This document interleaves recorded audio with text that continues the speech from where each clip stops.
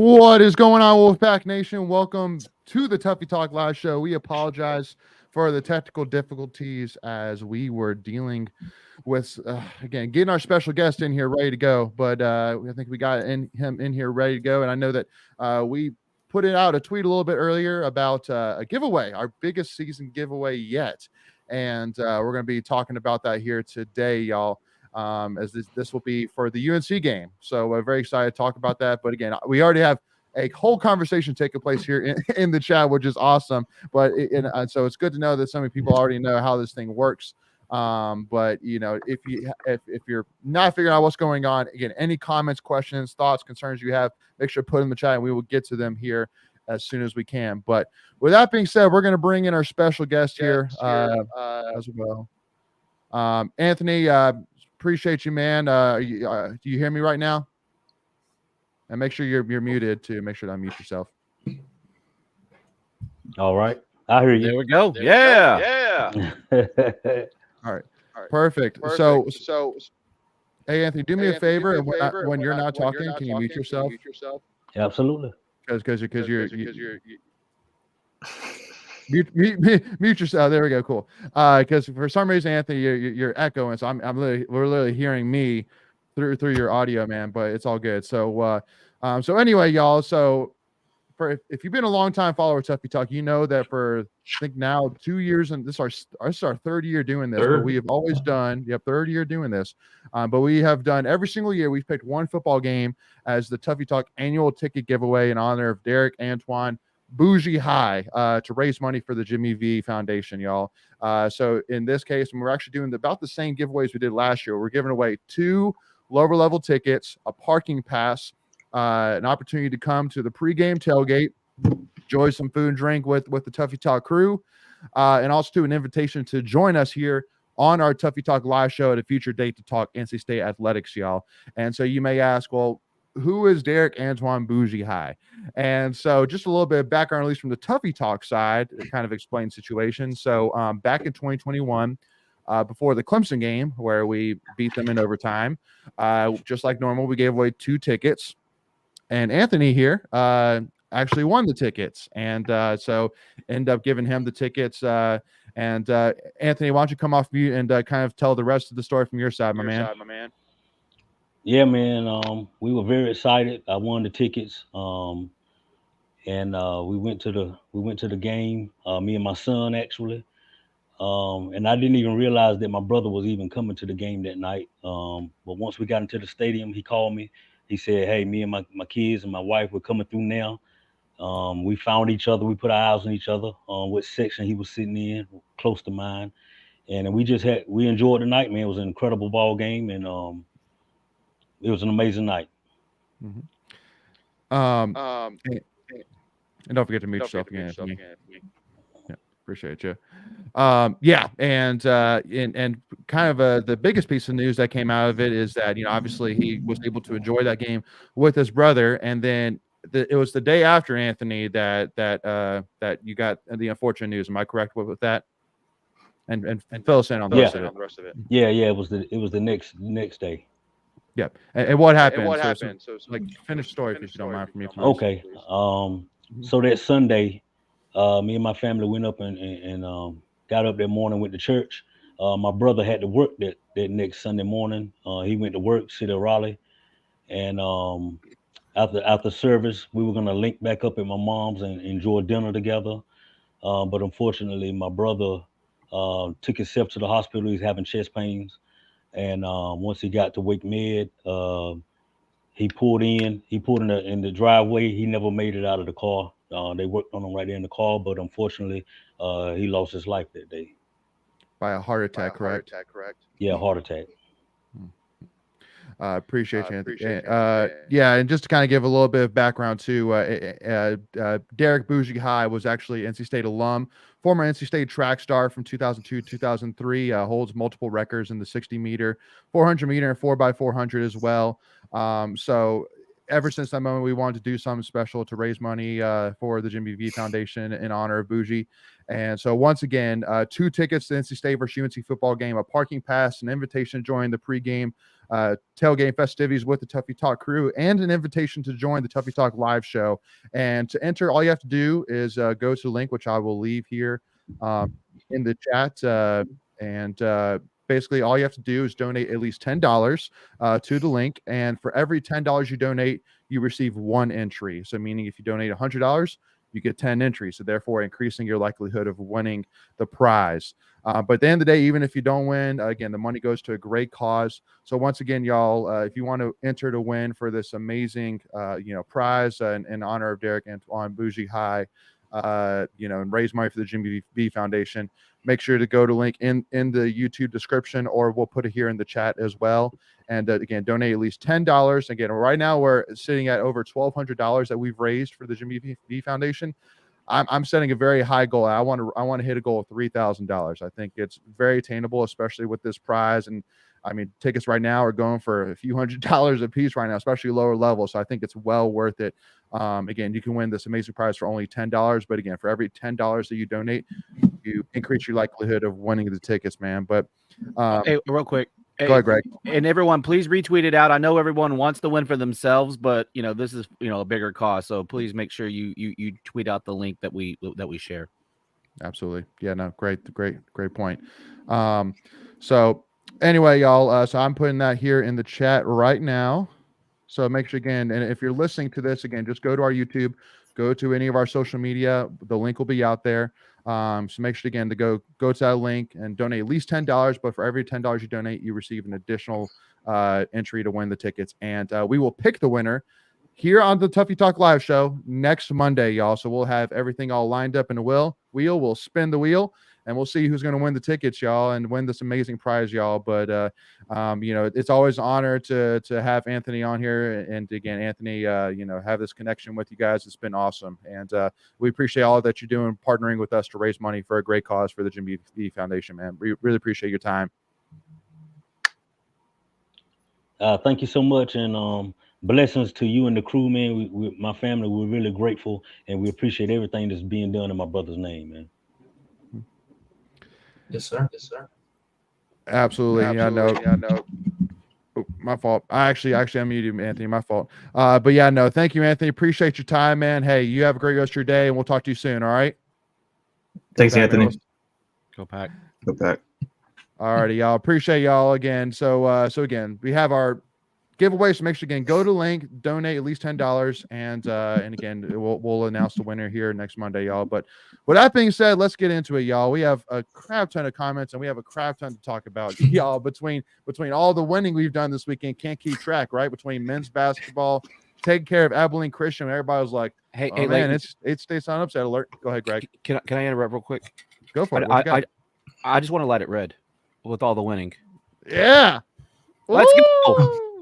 Let's go, Greg. There we go. That's what I'm talking about.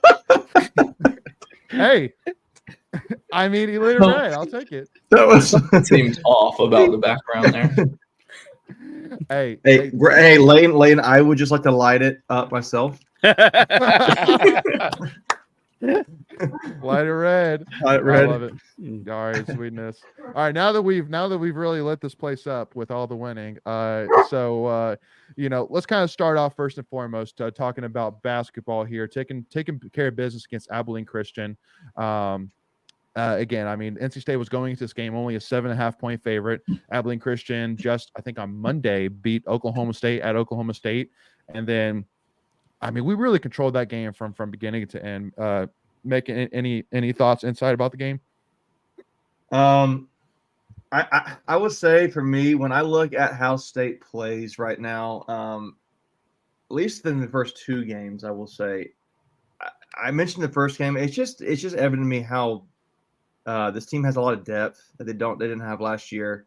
And when you have State putting up what they did against Abilene Christian, to me is a statement of like, was Oklahoma State just really bad? And maybe they were.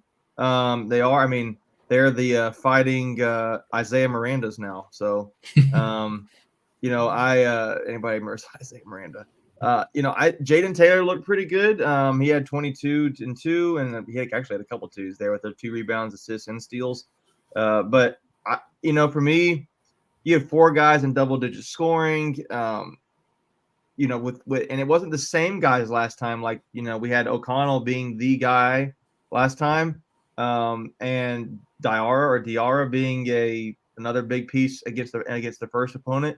Today was like your main guys, right? It was Burns, Marcel, Horn, Taylor. Like they were the main focal points there. Diarra had 9 points there and 11 rebounds. So it's 1 point away from a double-double. But this is a solid team. I think it's going to be hard to prepare for State, I think, on how their pieces, what they have going on the season. But 2 games in, you're 2-0. Not a whole lot you can ask for. But I think coming Abilene Christian beating Oklahoma State, and then you beat them by 20. I think it's convincing, right? And you don't want to expect Abilene Christian to be really good, but they have some solid pieces there.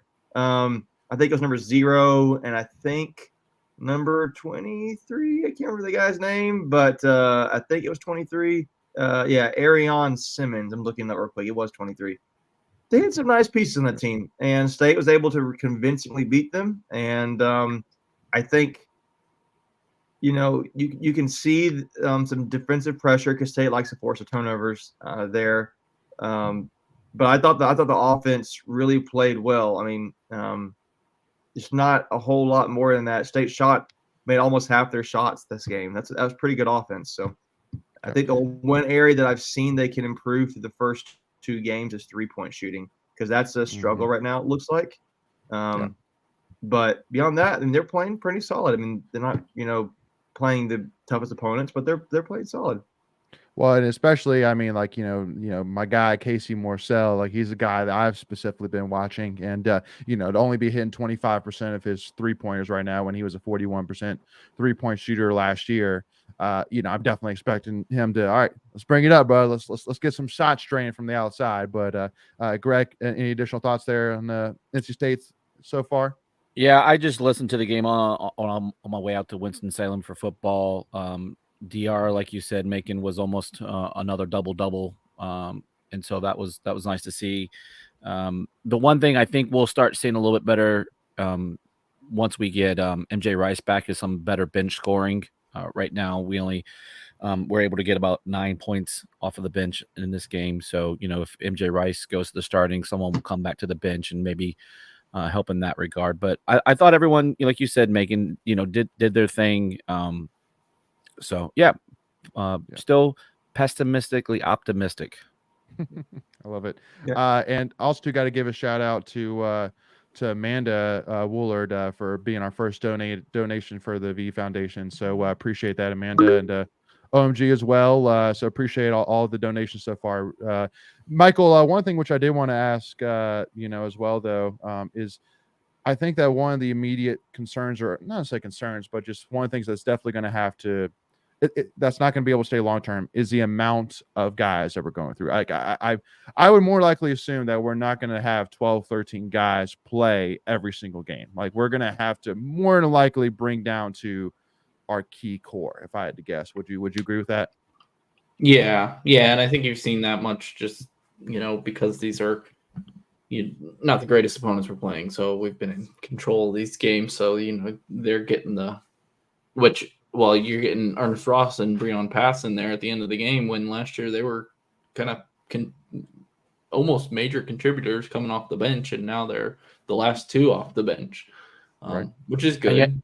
And you haven't even seen LJ Thomas really. Right. He played a little bit in the first game, but I don't think he played at all against Abilene Christian. So, I mean, I think it'll end up being, that 8 to 10 players. We'll see the floor. And I think that's how Keats wants to do it, because he likes, he likes the up tempo, likes the pressure defense. So rotate guys, keep them fresh. Only thing that was kind of interesting though is Ernest Ross shot 3 3-pointer attempts and didn't make a single one of them. And I'm sitting here saying, even last year you were 1 for 5 last year. Yeah, you were 1 for 5 last year. So I mean, yeah, but I'm pretty sure Kevin Keats is not giving Ernest Ross the proverbial green light No. for 3 points. I was joking with Alex Nunley yesterday at the women's game. I said, can you just let Ross know not to shoot another 3? And then the other rule, they don't get to score until the walk-ons get to score. Like Ross is a contributor. Like let the walk-ons get some points, man. Let them get some shots up. They didn't get any shots on the game Friday. Yeah, agreed. But Lindsay, last question when it comes to this men's basketball team, in terms of what's coming up next, with again Tennessee right around the corner. Would you say that what you've seen so far with these two teams, that the exhibition concerns or the concerns that people had with the exhibition game maybe finally got put behind? I think people always find a reason to be concerned.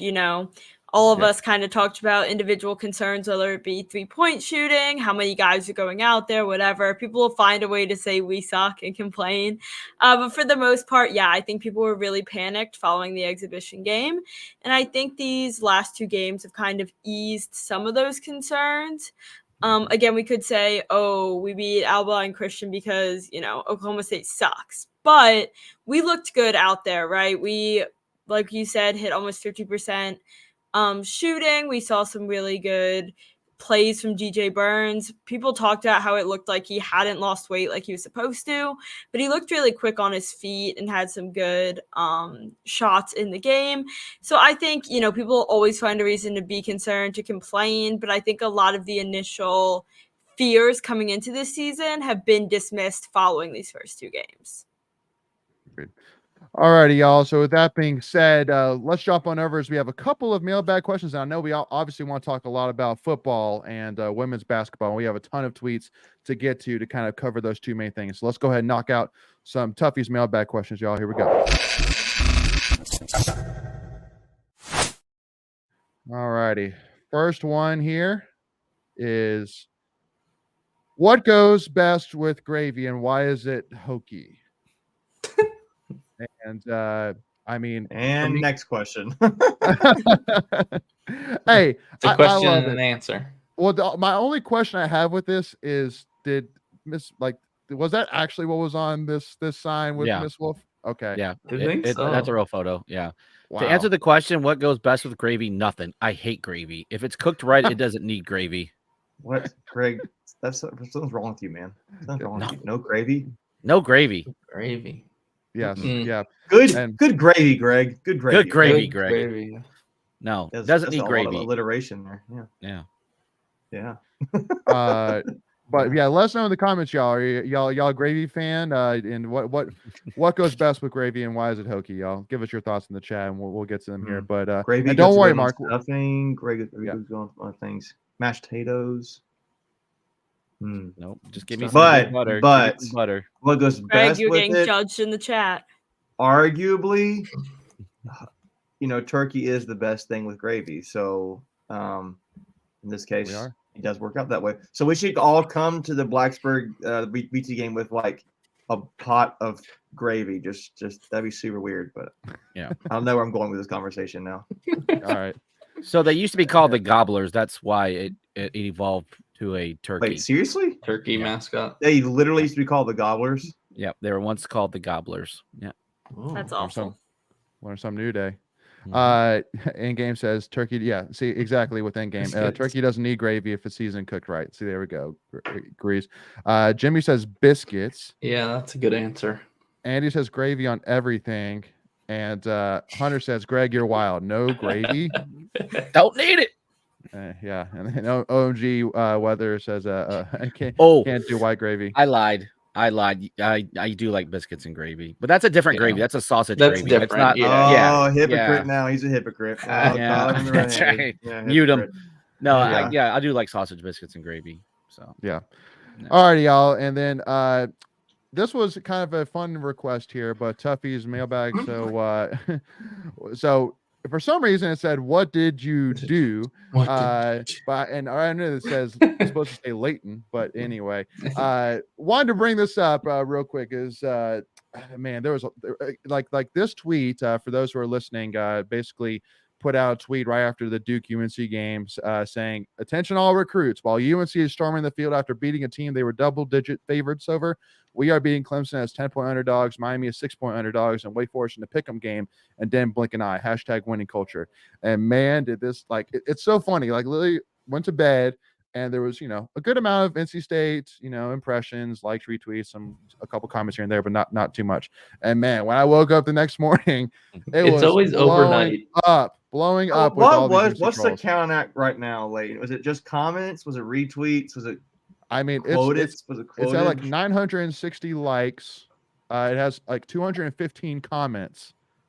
I'm it has- gonna guess 75% of those are Carolina fans. Oh, totally. And they're like almost, I think like. And the almost other half of 100,000. the other half, You're just a jerk, man. You don't even know, man. and the other half are the responses to the Carolina fans. So it's like, True. I mean, Well, and- I'm gonna be honest with you, Leighton. Can I start over? Like, Go I for thought the same thing. Like, Duke got robbed in this game. 100%. Well, robbed. yeah. Oh, hold on. Which time? The Yeah. interception, Exactly. the interception that did happen. Interception was the worst. That was And the then worst. the Like, illegal man the downfield. announcers on TV were doing as much as they could to call out how crappy that was without actually going in as far as saying these refs have got to go, because they were like, yeah. how do Tim you Hasselbeck was not all review over 'em. that? Yeah, I mean, They didn't Especially even they- look at it.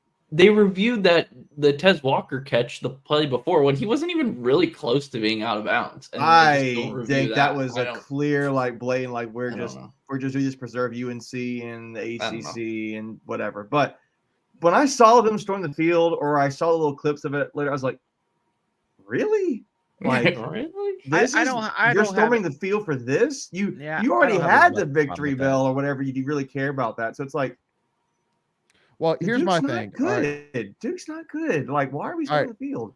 Let me make my case, and I want to hear from Lindsay, being the Oh, We don't need to hear. UNC We don't need you know. her to be the voice of this. We just know it's already a dumb idea. No. Well, so here's my thing. So first of all, a lot of UNC fans are saying, don't act like you didn't storm the field back in 2021. And first did and what? foremost, What happened? that When we was the beat comeback Carolina, win. we That was the stormed the field. comeback. Yeah. Oh, like That we was beat the comeback. Carolina? Yeah. When we came back. And see, I don't that's- remember that game. Yeah, no, exactly. So first and foremost, we were 5 or 6 point favorites for that game. First and foremost, yeah, and because a lot of Carolina State fans said UNC was 6-6. And it's like, well, yeah, y'all were 6-6, but we were also only 5-6 point favorites, so it's not like we were overwhelming favorites. Secondly, we pulled off one, if not one of the greatest comebacks in college football history. Fourth quarter comebacks, I would say. Like Yeah. there's not many that in college football history have been better. So that's why for me, I feel like it's completely justified, because yes, it's a rivalry game, but also too because again, history was made How it happened. and how it happened. Again, the build up to it. But Sorry. The But- unlikeliness of it. but Sorry, that was but Carolina still choking. Sorry. But and see, that's my thing, is that UNC honestly was that, like, again, if they had lost, they were up by 11 with about 10 minutes left in the fourth quarter, and they almost lost. Like that's what I'm saying. They were Yeah. this close from disaster. Like Another could you fourth quarter imagine? collapse. That's what I'm saying. dude, like, could you imagine the ramifications for Mac Brown if he would have lost this Well, game? in my mind, they did lose because it's like, how do you? That ball was intercepted. It was so obvious. They gave to up me. 45 points to a third-string It was quarterback. so obvious to me, and the announcers again, they knew it. They knew it.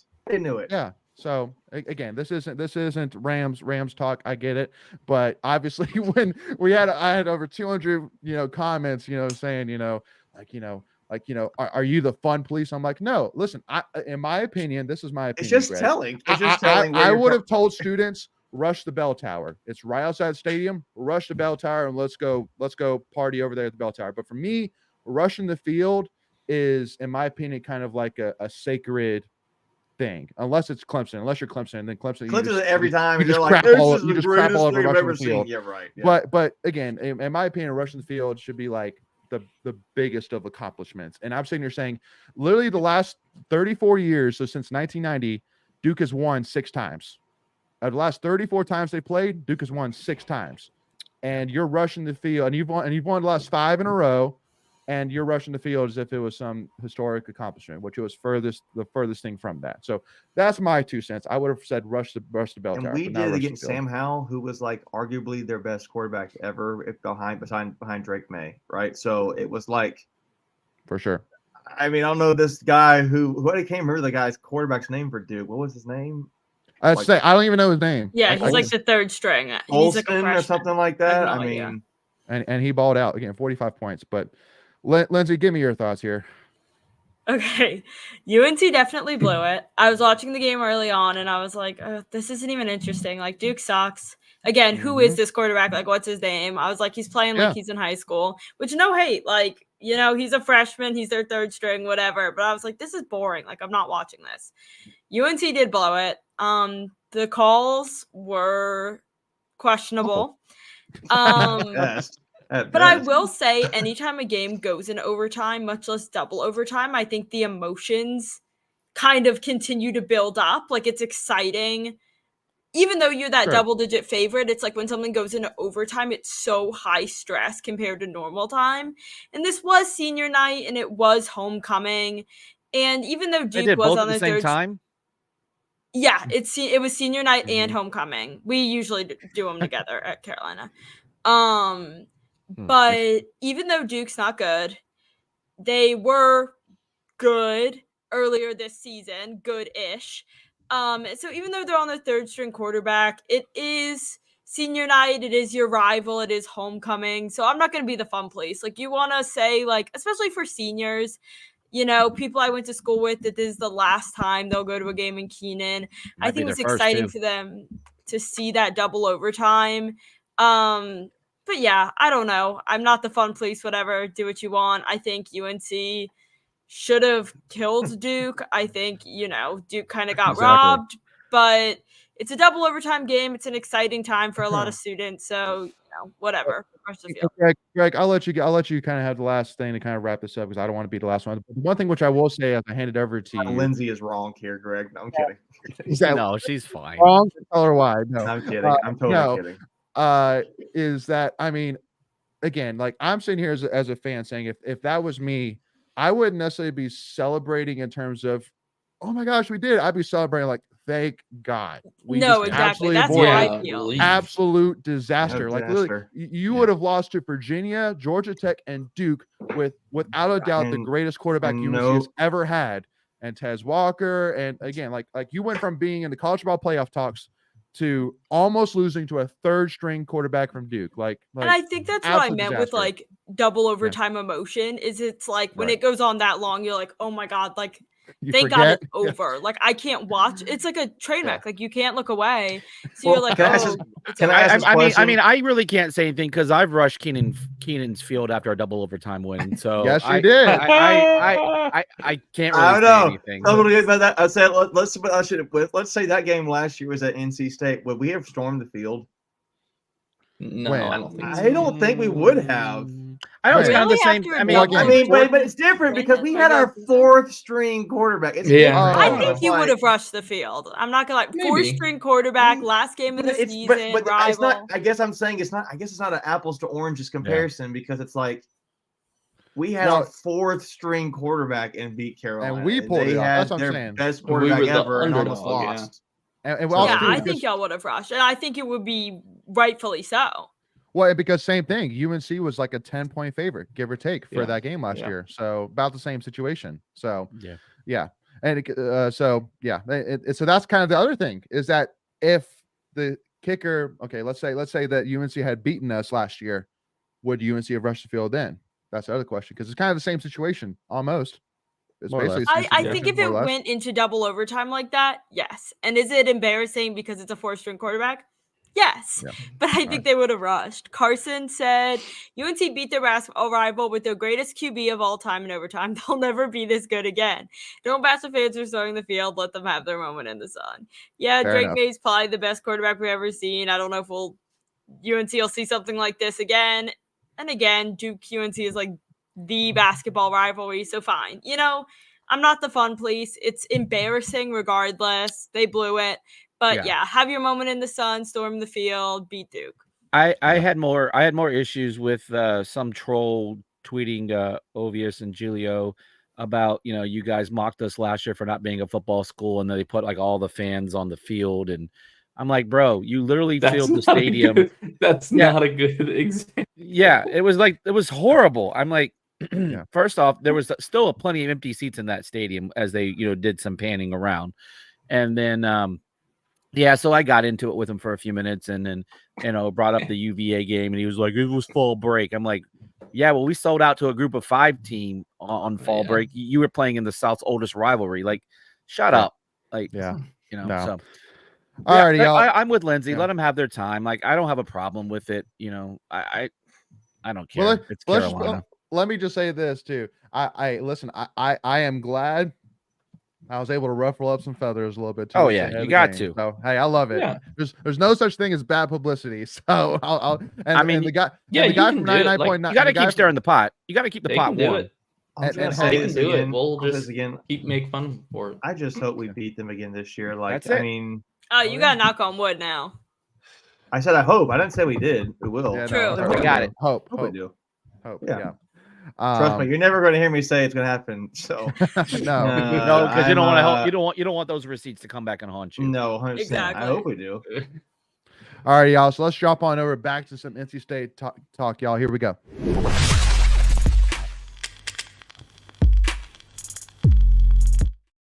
All righty. So our first tweet of the week. Let me get the right background in here. Coming from Wolfpack Stats, talking about the first 7 games, the defense gave up an average of 8.3 explosive plays per game for 224 yards and at least 1 massive touchdown play on a weekly basis. The last 3 games, they've given up 6 explosive plays for 110 yards per game and no big TDs. And that's 6 explosive total, by the way, not per game. Correct. So yeah, 6 explosive plays for 110 per game and no big touchdowns. Miami Wake did not have a play of over 20 yards in either of those games. Now, I mean, I think the first thing I would say about that is obviously the quarterback play between Miami and Duke, Miami and Wake, and the other teams we played maybe has Clemson, something to do with that. Because poor Miami, man. Dude, that's another thing, man. They were so close to beating FSU, and I think if they had a half decent quarterback, they would have beaten FSU. But anyway, and it's kind of funny. We actually have another tweet which basically kind of gives the same argument. And I'll bring this other one up here from Joe Giglio, saying the good part about giving up big plays on defense is there's usually a specific reason for them and a way to fix them. Since Duke lost, NC State has figured it out, and basically has a yellow pad saying that basically the same story, that for Clemson, Miami, and Wake, we only give up 3 plays of 20 or more yards, and all 3 of those were against Clemson, 0 against Miami, 0 against Wake. So got to give a shout out, man, and to this whole coaching staff in general. But I mean, obviously Tony Gibson, who's definitely figured some things out, but got to give a shout out to Doran as well. I mean, the guy's gone 3-0, since the bye week, and the defense has absolutely stepped up. The offense has kind of done don't enough. Don't shoot yourself in the foot. Just do enough, and let's get the win. So again, just got to give a huge shout out to the whole team, the whole defense, man. Absolutely phenomenal turnaround since the bye week, especially after that Duke game, which was just like, oh my gosh, am I about to walk myself off the cliff after this Duke game? Like, that was awful. So I'm excited to see it. Yeah, I think you yeah. really have to give a lot of credit to everybody in the program. I mean, the coaching staff in particular, like they have really changed. You could see it tangibly on the field. They really changed up on offense what they were doing and how they did it. They taught personnel and really intentionally giving the balls to their playmakers. And a lot of teams wouldn't necessarily do that. They would just kind of try to be, oh, we don't want to be predictable. Like, yeah, forget that. Like, get the ball to the best players. And they've done that so far. And it's 3-0 right now. And you have a 1-0 mentality. The players have bought into it. It's good. I would love to have seen Brandon score 100 touchdowns Saturday. That would have been so great. But Absolutely. maybe he will against Virginia Tech. Yeah, Absolutely. I think the offensive changes have really allowed the defense to shine. I mean, we see here with Joe Giglio's tweeting the other one that the defense allowed no big plays in the wins against Miami and Wake, both of whom only put up 6 points against State's defense. We see this decrease in big plays, and we've been talking all season about the defense. We always take any chance to hype up Peyton Wilson, all of the defensive coordinators, players, all of that. But I think now that the offense is kind of finding a rhythm, it's really allowing the defense to nail down some of these things, and it's really coming out in our favor. Agreed. And obviously got to talk about too, man, like just is 2023 NC State defense better than 2022 defense? Have we I think it needs to be the comparative stats. I mean, the last 3 weeks they have been absolutely, but overall they collective. I'm not so. Well, I think one interesting question is go ahead, Michael. Sorry, I realize you're done talking. Because like the first couple of weeks, it was like, okay, defense is obviously taking a step back, which is understandable with the people we lost, but they're still decent, giving up a couple big plays. So it's like, okay, we're in the 30 to 40 range. And then after the bye week, something happened and they cleaned up all those mistakes and no more big plays. And now we're like, the top 20 defense again in the country, which means in the last couple of weeks, they've been playing like a top 10 defense. Right. Yeah. And rightfully so. I mean, what? They had 4 interceptions against Miami alone. Yeah. And then maybe another 2 or 3 against Wake, something like that. So, yeah. This is a good message here from Hunter. Yeah. Coach Wiles has been amazing since he got here. Starts up front. I mean that, the stat line bears it was only giving up 7 rushing yards, right? And I know obviously it's not just the the D line, but linebackers filling gaps and all that. But it does start up front, and they gave up a garbage touchdown at the end, which was a really good play by Wake Forest. I mean, I thought it was really good coverage, and the guy just made a play. But yeah, just keep doing it. And this week, here's the one thing that I will say is we're going to be facing another mobile quarterback, right? The last three games, we really haven't faced a true mobile quarterback. And so let's see how we do with that regards, because this is going to be a little bit different look for the defensive unit. Yeah. And OMG, don't worry, we'll talk about Rosner here for sure too. But I do want to talk about the other comment you brought up about the team rallying around Brennan after the MJ decision, and definitely got to give, especially because of the fact that like when you watch that game, and I told you, hey, one of these two teams had a major controversy take place this week where their starting quarterback decided to sit for the rest of the season. I guarantee you that person would have said, "Oh, that was Wake Forest, right?" Yeah. I mean, because they did not show up. Like, we absolutely donkey stomped them, and it was actually us. And again, we really played a clean game from front to back. I mean, passing wise, Brennan Armstrong had the best game of any quarterback this season for NC State. Had the best game for an NC State quarterback this season. I mean, we actually got our highest offensive rating per PFF since VMI. And again, you may say, well, we only scored 24 points, or 26 points, 24 points on offense. We could have hung 30 easy. That's what I'm saying. We really just said, we're just going to take the win. We're not going to do anything special. We're just going to run the clock down, run the ball, and keep everybody healthy. Because I think, especially now that you only have Brennan, and behind Brennan is Ethan Rhodes, you can't afford to take really too many chances right now. But yeah, I mean, you only asked Brennan to throw 17 times in the game. So, he was 12 of 17 for 111 yards. And the other thing is there was no drop passes by the wideouts this week, which is First time this season. Yeah. So that was good, and we ran for I didn't even notice 260. that. Yeah, 0 drops. I didn't notice that. Let's Yeah. go. Good And call. Keon Saint had 5 targets and he didn't drop one. Let's go. I love it. Yeah. His family will be happy on Twitter. Well, Yeah. maybe. Maybe. So 266 rushing yards, and here's the other thing, man. We controlled the clock. We had over 40 minutes of possession time. Double. Yeah. Double. So Huge. yeah, when the other team only has the ball for 20 minutes, it's really hard to score. So they they got to take advantage of all those possessions that you get, and there weren't many. So all around, just a really good game by the Pack. Now, I do want to ask one question that I thought was interesting. I noticed this during the game, and looking at the PFF afterwards, it definitely kind of confirms it. Is this Kendrick Raphael's backfield now? Because I'm looking at stats saying I don't think that's really fair. I mean, Michael Allen got hurt. But hold early on. in the game. All right, because You asked the question. I know, but let me give context. No, well, because again, I mean, like I don't know what was going on, but then Michael Allen was on the depth chart. Haven't heard anything in terms of injuries with Michael Allen. And then he only got 2 snaps, only 1 rushing attempt, while Kendrick Raphael had 23 snaps. He hurt his 15 shoulder. rushing attempts. Yeah. Okay. Michael Allen got hurt early in the game. Yeah. Oh, okay.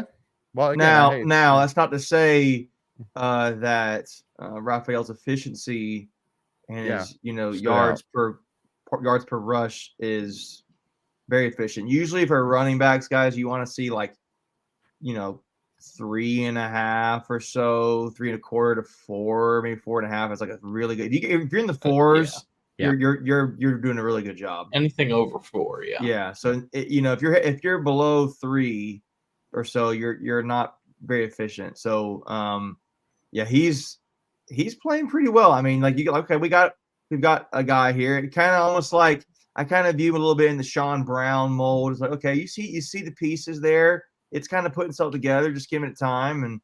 And particularly, I think what you could notice with the offensive line, who's not really been so great at getting push and clearing out guys in the run game. Raphael does look good, but I think, to me, I just go to Michael Allen, man. If he could just learn to block, he would be the guy in my mind. And you could have a 1-2 punch with Allen and Raphael. But I also noted, to your point, a side note. I know we're talking about depth chart maybe a little bit later, but I saw DeMarcus Jones is off the depth chart. So honestly, kind of like that. That's a good thing to me. Yeah, agreed. Yeah, and again, because that's the biggest thing, and you said it, Macon. I mean, the pass blocking, unfortunately, for Michael Allen, has just been a huge rough point for him the whole season. While Kendrick Raphael has been phenomenal pass blocking wise as a true freshman. So that's a big thing. Is that I'm sitting here saying Kendrick Raphael gives us one big thing that Michael Allen does not, and I'm sitting here saying, does Michael Allen give us anything for sure that Kendrick Raphael doesn't? That's kind of my question. Yeah, Raphael had 3.5 yards. I think Allen has an above average trait in receiving as a running back. He's pretty good at that.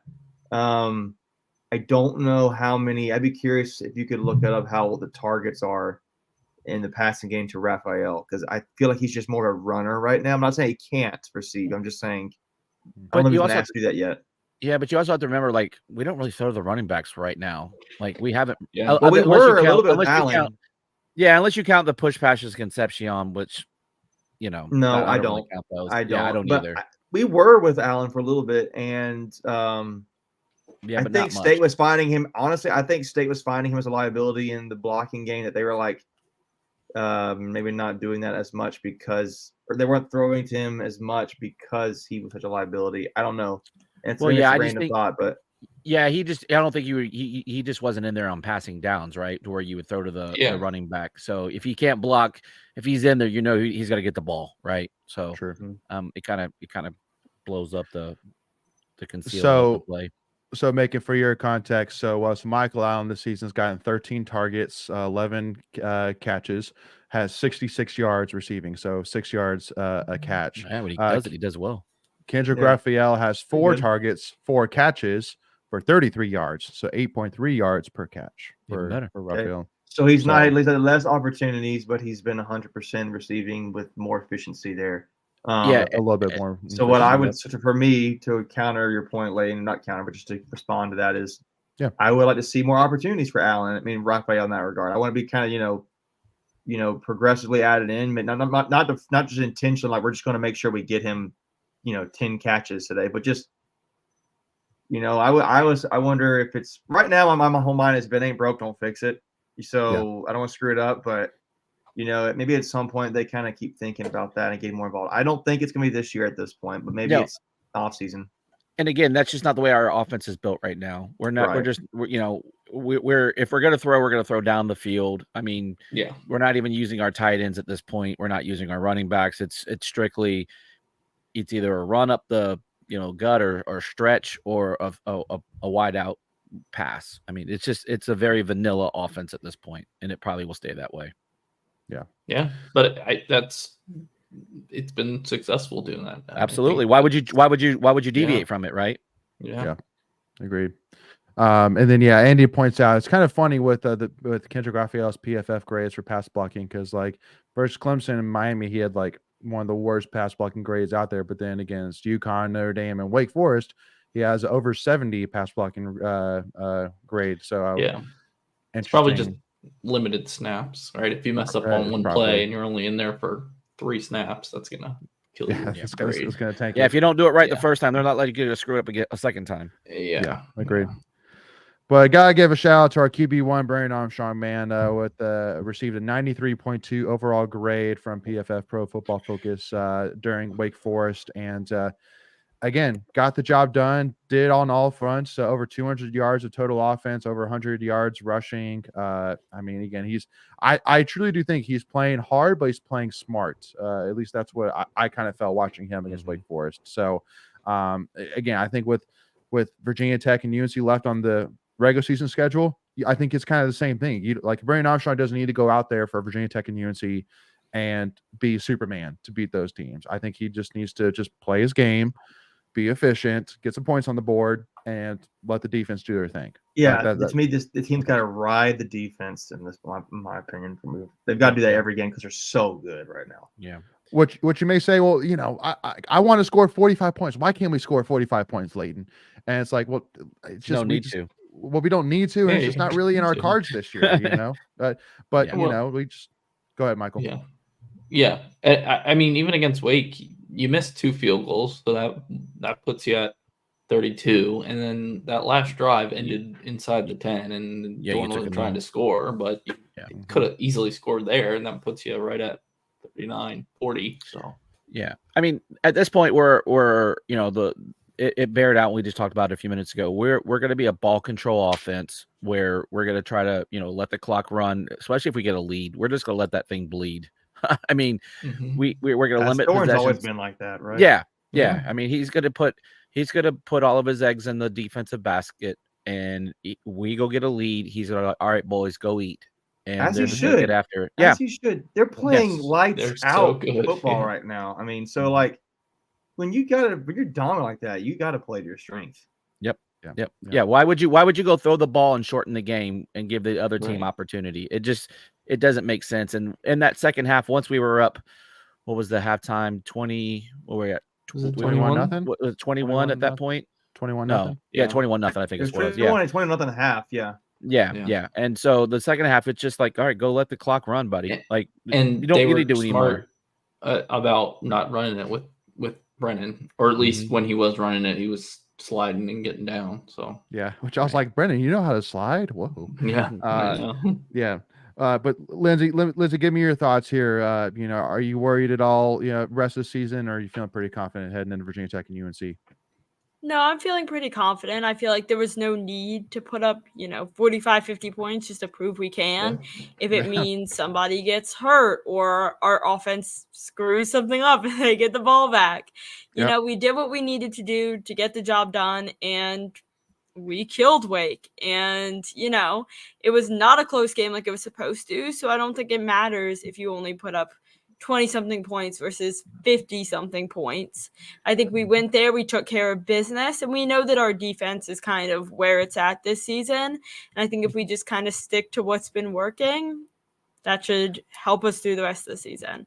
I mean, I know it's not apples for apples here, but I mean, when the Ravens won their first Super Bowl with Ray Lewis, I mean, the greatest defense of all time, they said, if you go out there and you get us 10 points, we'll win every single game. Like, By the way, who was their quarterback that year? Does anyone remember?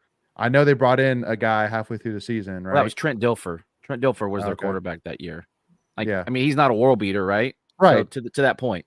Yeah, like they said. Yeah, if you go get Greg 10 said points, weeks we'll win. ago, if we can put up 24 points, we can beat anybody. And that's what we've been doing. You know, we've gotten in the 20s for points, and then our defense takes care of business. You know, 6 points for Wake Forest, 6 points for Miami. Our defense is making sure that once we get that lead, once we get to that 24 points, it can be maintained. We can take care of business. And I think that's the kind of team we are. There's no need to feel like we need to go out there and put up 50. By the way, I just pulled up our offensive stats. We're averaging 24.8 points a game. Hey, there you go. That's what we need. I like it. That's that the magic number number this year, man. That's so weird. Yeah, I know. It's kind of bizarre. Yeah, and we've been right around there, either +2 or 3 in either direction for the most part. And we're sitting here at 7-3. I mean, staring at 9-3. You know, not in terms of like within arm's reach, but like you can see it. Like it's not far off. Let's put it that way. And then Preacher Man 613 coming out. We got our answer. Greg, he wore no gloves with Brandon Armstrong. Yep. No gloves for Brandon Armstrong. And he also said, "Thank you, Greg, for helping to break the curse." So we appreciate your service, Greg. Thank you kindly. Not all heroes wear capes. Yes, exactly. All right, y'all. Let's switch on over to in my opinion, by far the biggest news of the weekend, even though ACC or ESPN didn't agree, which again, we'll talk about that here in a second. But the NC State women's basketball coming out and absolutely just looking incredible. 92-81 win over number 2 UConn. And I watched this game back today. And I know you did, Greg, too. Mm-hmm. And it's really amazing to me that you saw the team grow a lot throughout the game. Like that first quarter, all UConn. And then once that second quarter came, and especially after halftime, it was like night and day compared to that team you saw in the first quarter, man. It was incredible to watch. Sure was. Yeah. Like once we got those turnovers cleaned up, I think we had 9 at the half, and we ended up with 13 for the game. So we played a much cleaner game. Yeah, much cleaner game in the second half. I thought Coach Moore did some wonderful things with the game plan on the second half. We got into really early foul trouble with James and Hayes, and I believe Baldwin, I think, right? Yeah. They all got 2 early. They all got 2. Yeah. And so because of that, you saw Zoe Brooks kind of make an earlier appearance than they wanted to, but she did such a good job. We didn't even play Isaiah James in the third quarter at all. And Isaiah ended up with 18 points quietly. Yeah. I mean, the backcourt is just going to be so good this year. I mean, Zoe Brooks she's a true freshman, and you can see it with her, right? You can crazy see it. good. Yeah. I mean, she didn't blow up the stat box, but what she was doing against UConn out of the true freshman game was like, okay, she's got the pieces right to do this. Yeah. Mm-hmm. And by the way, she was playing against UConn, which, is the number 2 team in the country, and these are players they probably have out of their starting 5, probably 3 are probably top 25, top 30 players in the country at their positions. Absolutely. I know people who are going to that game just to see Paige Beckers play in person. Arguably the best, women's college basketball player in the country, former national player of the year. We didn't come out hot, I was like, yep, I hope they enjoy watching Paige Beckers, because it was UConn up front. But this was the first time. Fest. Yeah, this is the first time that State beat UConn since 98. And once State got going, they just didn't stop. The guards particularly, I know we have a tweet of the week about the guard play, but it was insane. I was really happy with that. Hey, Lindsay, think about that for a second. 98, none of those ladies that played yesterday were even born then. Just put that I in wasn't perspective. born. Well, I know you weren't, but I'm saying, but anyone that no, was but to put it in perspective, game. All these college players weren't born, which is crazy. Yeah. It shows you how long UConn has been so dominant. Yeah. And Sanaya Rivers is her. Thank you, Carson. Yes, she is absolutely phenomenal. And let me actually go ahead and bring up that tweet next, even though I didn't necessarily have it queued up. But I mean, she had 33 points. I think she had a double-double, if I'm not mistaken, 10 rebounds. I think it's like 5 assists. Yep, she had 10 rebounds, 5 assists, 33 points, and it was the first. Like that was like I can't remember that stat, but they put it up. It was like this is the first player to score 30 points, 10 rebounds, and 5 assists. Like versus UConn. Versus UConn. Ever. Yeah, ever. it says, Ever. and it said she had the most points by a Wolfpack player since February of 2011. Yeah. Which is kind of crazy. Well, and I think it kind of That makes is sense. kind of crazy. Well, because we haven't been so reliant on one player. It's usually a committee with these teams. So I think that's. And I don't think they necessarily needed to be. I mean, she averaged just over 8 points per game last season. But she just went off and they let her. She had over a third of our total points. It was crazy. So the one thing I'll say too is we've had some decent production on the interior. But the one thing that has been really impressive, especially with James and Sanaya and even Zoe, is they slash and get to the basket, right? So they're so quick and athletic that if you like, there was one move where Sanaya kind of like sucked the whole defense in and then did a spin move on the baseline and like just lulled them to sleep and just laid it up. And that was like, oh, that's sick. Like, come on. Yeah. Like, because she was like motioning the play and kind of directing traffic, and then she just curled right to the basket. And like if you give any of those three that I just mentioned a half a step, they're gonna get to the basket. And they're just gonna and here's the one thing I thought, like we didn't get enough call. Like I saw people complaining about like the foul calls, like for the UConn wasn't getting enough calls. Like I thought like there was plenty of times when we got to the basket that we didn't get and ones, and that we could have really put a damper on them. But both teams shot really well yesterday.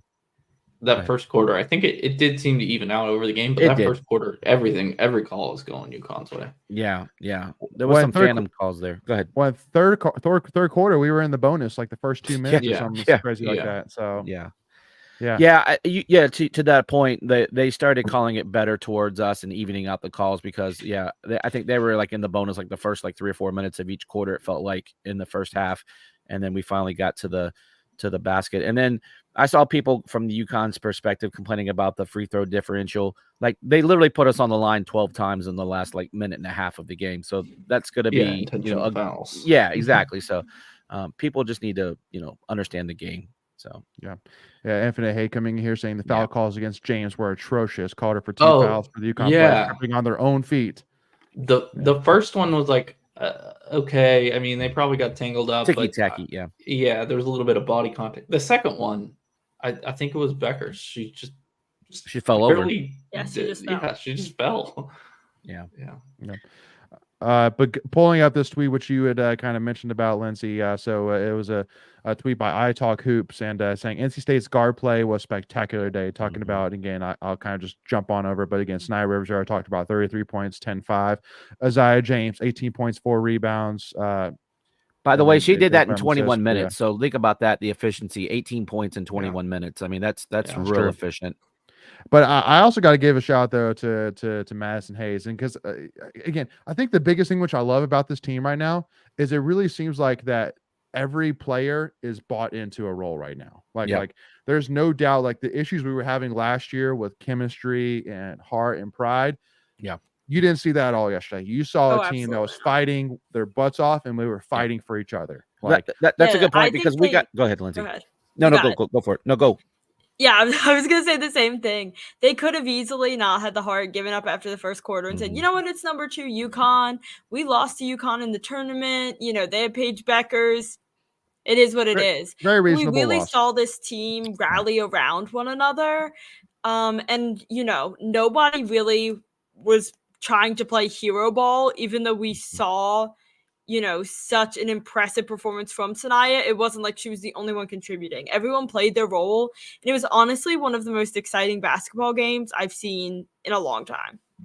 Yeah, with Isaiah getting in that early foul trouble and her being on the bench, she was still real engaged, pumping up her teammates. Did a great job. The one place that I would think that the game was really won was in the rebounding department. We outboarded them 41-29. And a lot of our guards were just going in there and getting loose balls on the rebounds and getting out on the break. And my gosh, like we already, I mean, Sanaya had 10 of those rebounds, right? And I'm just going to try to pull up a couple other numbers, but I think Zoe had probably 5 or 6 rebounds, and probably Isaiah. The one last thing that I want to point out is Mimi Collins. This is a player that only had 9 3-pointers all of last year, and I think she's already got 4 or 5 this season in the first 2 games. And so credit to her, just working on her shot and hitting big shots throughout the game yesterday. So she impressed me as she kind of did some some plays, even if she didn't get up all the numbers. She had some tough shots she hit, and I was like, okay, like she impressed me. I know obviously Sanaya did, and that was really good, but yeah, Mimi was one who stood out to me. And Hunter brings up 2 block shots. I think. Yeah, I was getting ready to say the block party 6-0. Yeah, it's brought up 6 blocks. So I mean, again, it's just an all-around team right now. Like in terms of like we can shoot the 3, we can go to the basket, we can play defense, we can block shots. Like we can do we can do it all. Now, am I saying that we're a complete team and there's no weaknesses whatsoever? No, of course not. But like this really turned around this outlook for the rest of the season, and at least in my eyes. Like I was thinking, like, again, we got preseason ranked number 8 in the ACC, which I think that's all but gone now. Yeah, that's all but gone. There's no way we're finishing 8th in the ACC now. Well, so again, I know we're having a we're hyped up right now, but remember, this is only game 2, right? We're winning it all, Greg. Don't say anything else. We're winning it all. Don't say it. Yeah. This is our year, Greg. Come on. Well, the last time we beat UConn in the regular season, we did make it to the Final Four that year. So There we go. Just saying.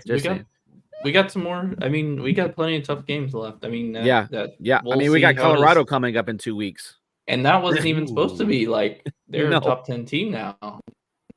Yeah, in the Paradise Jam. Is that one? Is that one at home, or is that part? Is that part of the tournament? Paradise Jam. It's down in the Virgin Islands. But go ahead, Greg. What were you saying? No, I was going to say. So I mean, this sets a good tone for the season, right? Now you've given the team the confidence and the tools to go out and win. Now it's up to them to go out and execute. And I know Coach Moore won't let them, get too big of a head, and he'll keep them hungry. And I'm excited that this team is now going to get the respect that they probably deserve. I know there was a lot of new pieces. There were 8 new faces on the team, 5 of those being freshmen. So you really didn't know what you had, with that team. But I think this kind of okay. Yeah. We see it. We see potential here.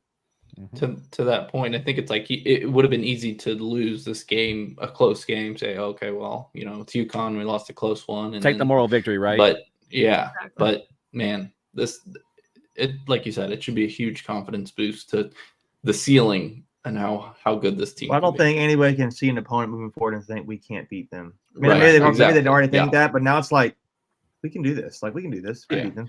And I think it's huge. Sorry, I think it's a huge support boost too for fans. I remember someone saying earlier in the chat, it was a while ago, so I'm not gonna search, but somebody saying that this could become a sport that almost pays for itself, a revenue sport, even if it continues selling out. And seeing how exciting that game was and how into it the crowd was, I think this is becoming a team that people really want to go see, and it should have been for years. Yeah, thank you. That is the comment. It should be able to fund itself. This is a huge confidence booster, but it also proves to students and fans that might be, kind of iffy about whether or not they want to go these games. This is a team they should be excited to go see. And by the way, we will have lots of tickets to give away. So I do have season tickets, and I can only usually make the weekend games. So let's get out there and support these ladies. The last thing I want to say too is I know Sanaya got her 33. Her shot looks a lot better than last year, and it seems to be more consistent. And so if she, not that she doesn't believe in her shot, but if she, has that confidence to put up the ball. Right. And then the other thing is, I really like when Zoe's in there running the point and Sanaya can play off of her. And that's just a lot of athleticism, dynamics there. Yeah. Like there's one pass where Zoe Brooks is coming off the corner, and she's kind of coming around, and she gives this no-look pass. I think it's to River, and River was not ready for it. No, that was I know which one you're talking about. It was the transfer from Southern Utah. What's her name? Maddie Cox? No, that's the freshman. No. Lindsay Williamson. It was Williamson. Well, it was like past two, she wasn't even looking, and she was not. And I'm like, Diamond Johnson, I didn't see do that kind of stuff. I mean, like we thought Diamond Johnson was good, and I was like, we didn't see that. So I think just caught our off guard because like, what just happened? So little things like that. It's like, whew, that backcourt's gonna be fun to watch. If you had Brooks, Rivers, and James, I guess is who it is. That's gonna be pretty sweet. And I mean, we're not even talking enough about Madison Hayes, but she's your lockdown defender. Rotational pieces there. I mean, this is want that. Like Mimi Collins did. Mimi Collins really impressed me. I mean, I was like, she had one. I remember I think it was the second half of the first half. Were we going to war? We were. I'm trying to think what half it was. It would have been the second half, I think. We were going there, and she hit one shot like on the baseline, like a little turnaround, like. Oh yes, yes, it was down. Ooh. It was down by the Hall of Fame area. Yeah, I was like, that's a tough shot, and she had. I think she had a 3 on that side too. I mean, I was just like, she's has a nice game. Like I could see she took a step forward. That was like that was juicy. That was fun. I like. That's what I'm saying. Like this team is just going to get better with the confidence. I mean, I don't know. I'm excited about it. I like women's basketball. People I know sometimes trash it, but I enjoy women's basketball because it's very technical, very technically sound basketball.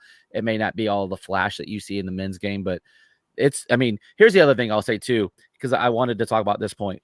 I love going to women's games because it's in Reynolds and it's so much fun being in Reynolds.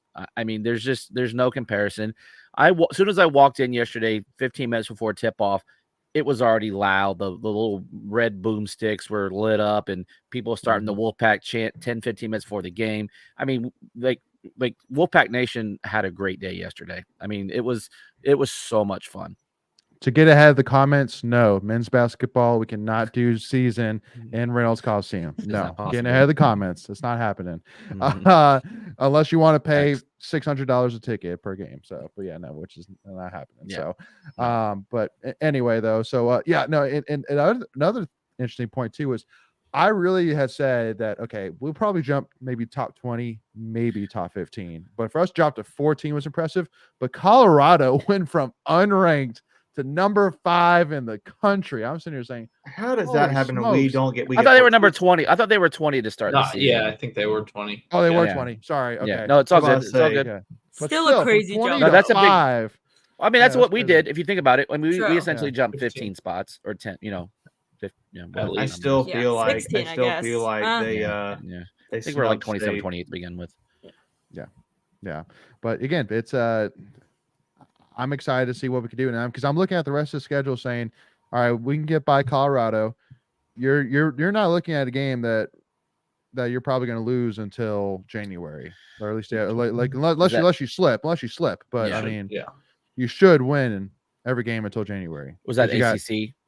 Because you got Elon, Rhode Island, Kentucky, Cincinnati, Colorado. Then you got Vanderbilt. So so Colorado's the only ranked team you're playing so far.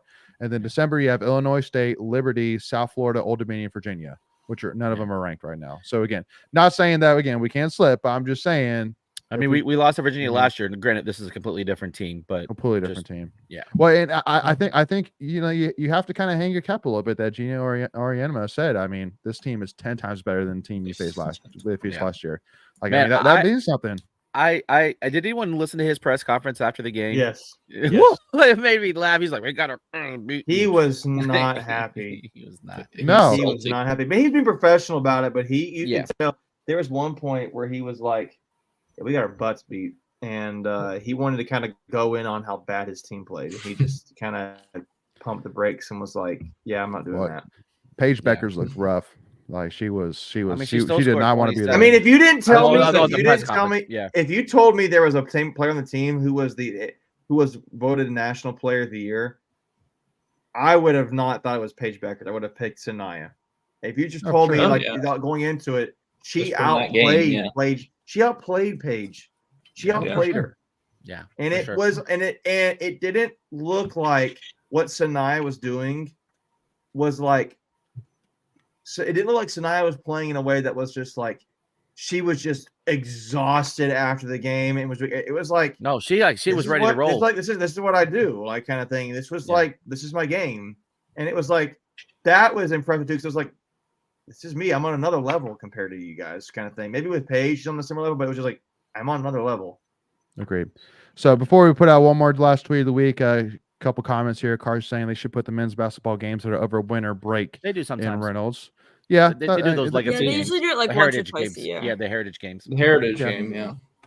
But I kind of get the point. Winter break, so you don't have students there. So it's something. But now again, I mean, not that means something, but it's a good thought. OMG Weather saying, and Westmore is an amazing coach. He has an ability like no other to make in-game adjustments. Speaking of him, he had some great one-liners in his press conference yesterday. He always does. My This gosh, dude's amazing. he was talking about I don't know who it was. He's like they're drawing NIL and Social Security. It was a couple of the older players. River and Mimi. Yeah. That was a great liner, and he goes something about he was already deaf, but yesterday's noise level made it even worse, or something to that effect. It was good one-liners from Coach Moore. Yeah, no, for sure. But last tweet we got to give out to our friend of the podcast here, the new girl, tweeting out this screenshot saying, interesting what the ACC considers quote unquote top headliners versus quote unquote around the ACC. And basically what you're seeing for those listening is the top headliner, the top headline is the North Carolina Tar Heels take care of in-state foe Davidson 74-70.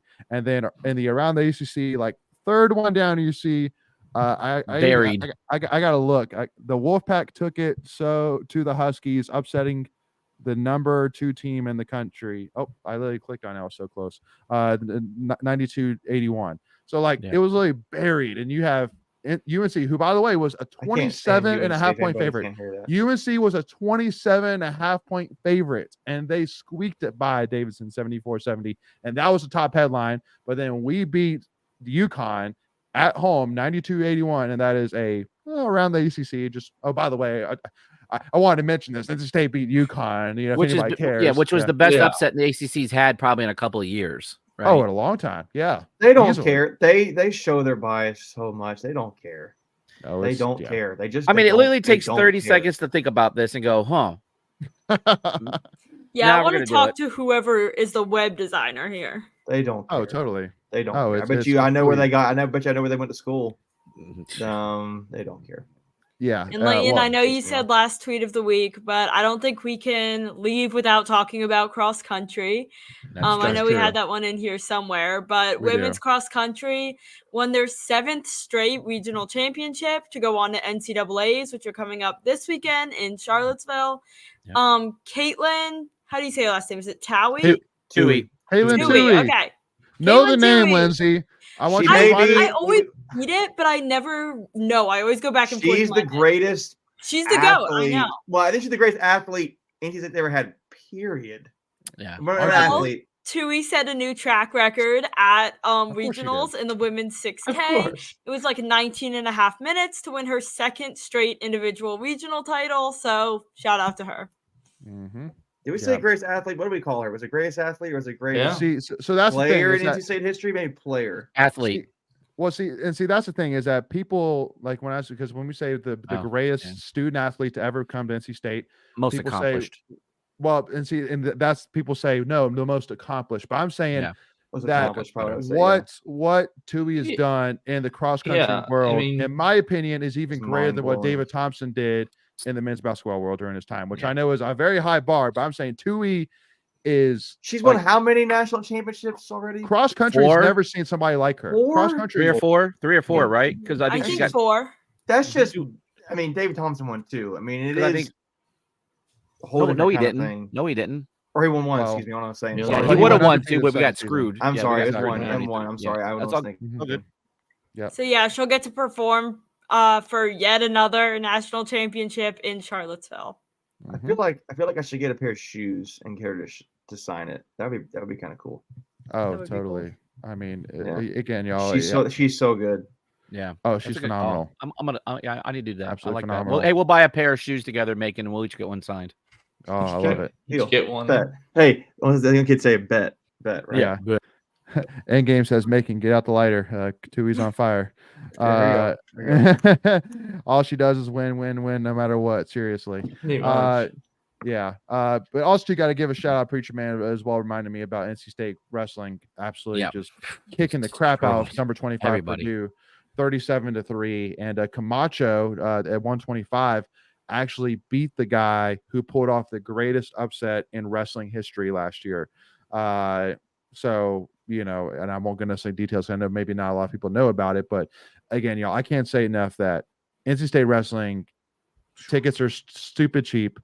We need to be at every single event, y'all. And it's on Friday nights, by the way. So it's Friday nights. It's not in the middle of the week. It's Friday night. Great date night. Great date night. Great date night, cheap date night, and exciting date night, because there's a lot of cuss words flying all over the place. And by the way, too, now instead of saying 2, you guys say 3, because now it's switched to 3 points for takedowns instead of 2 points. So again, y'all, like this team, I can easily make the argument right now saying this should be the greatest wrestling team NC State's ever had. But not only that, but our go ahead, Lindsay. They're so dominant. We almost forget to mention parts of it in the live stream, because we just, you expect them to go out there and be dominant and win, and it's a lot of fun to watch. So yeah, I definitely recommend going.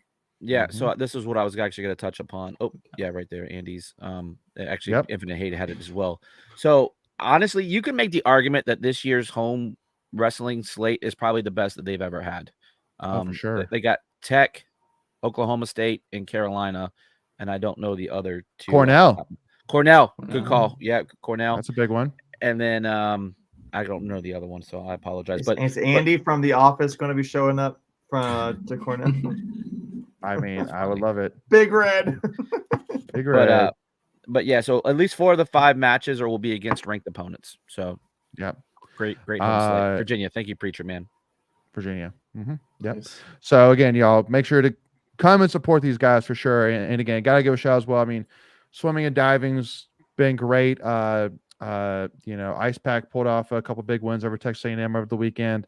We have the UNC game in PNC Arena coming up a week from today, actually, November 20th, in State versus UNC and PNC Arena, Ice Pack game. So make sure to go and support them. But anyway, y'all, I think it all comes down to, y'all, it's a great time to be an NC State fan, y'all. It is a great time. There's so much good going on. That's why, again, that's what we always say, y'all. It's always a great day to be an NC State fan, because no matter what one little blip off the radar, there's 100 other things going on besides that, which are great. So, again, just excited what's going on right now. But, again, y'all, just as a reminder once again, make sure if you haven't already, I know you already have Amanda who donated the $10 towards the giveaway. And so make sure y'all it's a $10 minimum. So make sure, again, to go click the link in the description or in the chat and donate at least $10. But for every $10 you donate, you receive 1 entry into the giveaway, which again is for 2 tickets to the UNC game, lower level tickets, a parking pass. You can come tailgate with the Tuffy Talk crew pre-game. Food, drinks is taken care of. And also you get invited to the Tuffy Talk live show at a later date. It's Talking State Athletics, y'all. So again, it's a great giveaway package, y'all. Again, a $10 minimum. So make sure to go and enter here today. And then the winner will be picked a week from today here on the Tuffy Talk live show. And again, we're excited to see what we can do. But we have a $3,000 goal. So again, y'all, make sure to please go donate. We'd really appreciate it. But thank you all so much for tuning in. We appreciate all the support. This conversation's been amazing. Any final thoughts, y'all, before we send this off? Nope. Let's go beat Tech. Let's go beat Virginia Tech, baby. Yeah. That's right. Beat the Hokies, y'all. But thank y'all so much for tuning in. We'll see y'all soon. And go Pack, y'all.